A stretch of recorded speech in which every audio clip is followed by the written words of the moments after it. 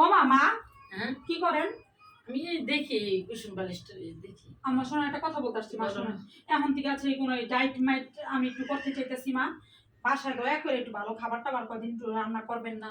ওই ধরেন ভর্তা ভাজি এগুলো করবেন, আমি একটু ডায়েট করবো। ডায়েট ফাইট কি করে এটা রে?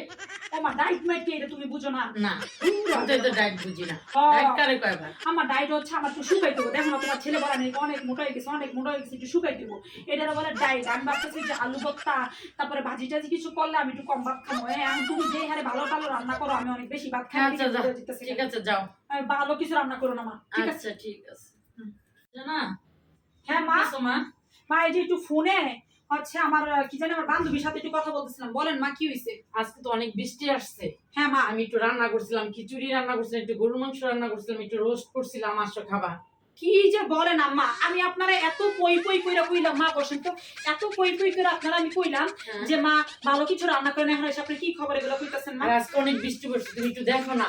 মা সব ঠিক আছে, টিভিতে কি কি রাঁধছেন? একটু খিচুড়ি রান্না করছি, একটু আর? গরুর মাংস রান্না করছি, তুমি তো একটু পোলাও পছন্দ করো। সব ঠিক আছে মা, আমি আপনার বললাম একটু ডায়েট করবো। দূর মা, আচ্ছা ঠিক আছে, তাহলে আজকে খাই, কালকে তো ডায়েট শুরু। হ্যাঁ আসো তুমি, আচ্ছা তাহলে আজকে খাই, কালকে তো আমি ডায়েট করবো। আচ্ছা আচ্ছা।